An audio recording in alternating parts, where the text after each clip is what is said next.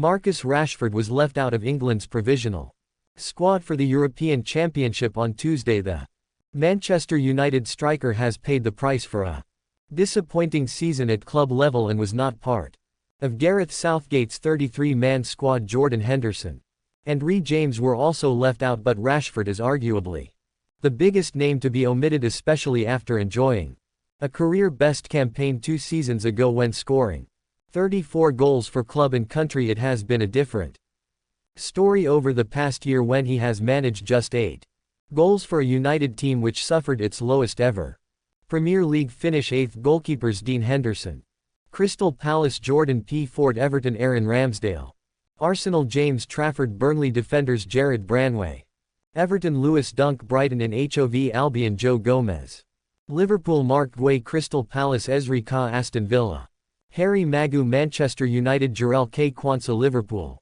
Luke Shaw, Manchester United; JN Stones, Manchester City, Kieran Trippier, Newcastle United; Kyle Walker, Manchester City. Memorial Day weekend could break travel records.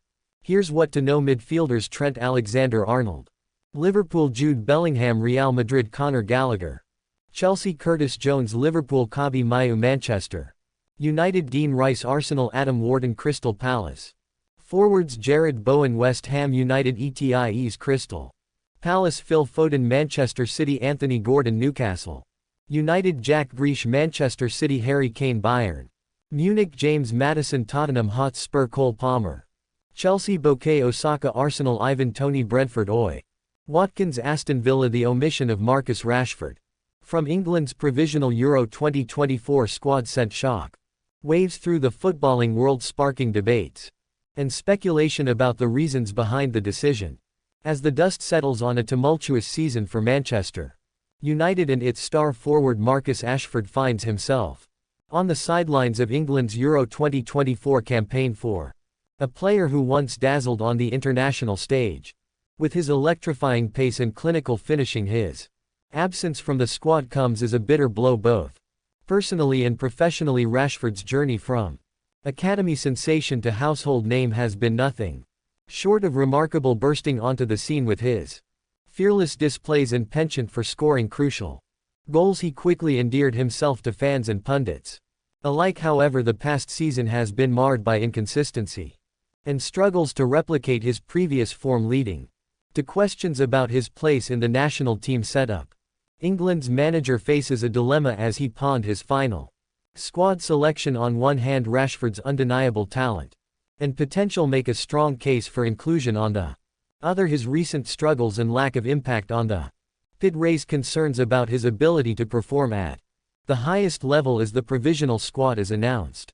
Fans and analysts alike scour the list for Rashford's name, only to be met with disappointment. The decision to leave out such a high-profile player sparks intense scrutiny and debate, with pundits offering various theories, ranging from tactical considerations to concerns over fitness and form for Rashford himself. The omission serves as a wake-up call, a humbling reminder of the relentless nature of professional football. Determined to prove his critics wrong, he redoubles his efforts in training, vowing to bounce back stronger than ever and reclaim his rightful place in the national team.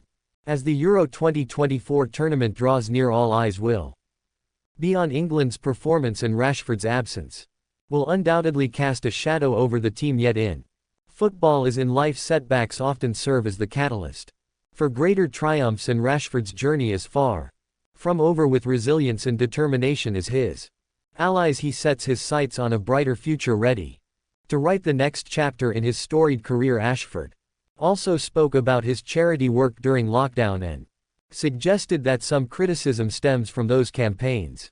"I think some of it goes back to the pandemic," he added. "I was just trying to use my voice to make sure that kids weren't going hungry, because I know exactly how it feels for some reason that seemed to rub certain people the wrong way. It seems like they've been waiting for me to have a human moment so they can point the finger and say see who he really is." A shock name has emerged on the short list to replace under fire Manchester United manager Erik ten Hag. Pressure is mounting on Ten Hag, who was almost on the wrong end of a huge FA Cup upset last weekend. Man United squandered a 3-goal lead and had VAR to thank for as they edged out Coventry City on penalties. Odds on who will replace the Dutch boss have been revealed with the bookmakers including Gareth Southgate and Thomas Tuchel. Among other managers, a new name has now emerged on the short list to replace the Dutchman at Old Trafford. According to Spanish outlet Mundo Deportivo, Girona manager Michel Sanchez is on Man United's short list. The report states that Michel is an option alongside Brighton boss Roberto Desby. Michel, however, is contracted at Girona until 20,126, meaning the Premier League giants will have to splash the cash to buy him out of his deal. It's claimed that he has shown no signs of wanting to leave Spain and would be a surprise if he left his positions despite the allure of the Red Devils. Michel has also attracted interest from Chelsea, who reportedly flew out several big wigs to SP to meet him, but he rejected the club's proposal. He has also been talked about as a potential successor within the City group for Pep Guardiola at Manchester City. Michel played for the likes of Rio Vicano and Mia before becoming a manager. He then took charge of Rio before taking a position at Hesse. The 48-year-old was appointed Girona manager in July 2021 and has produced managerial heroics.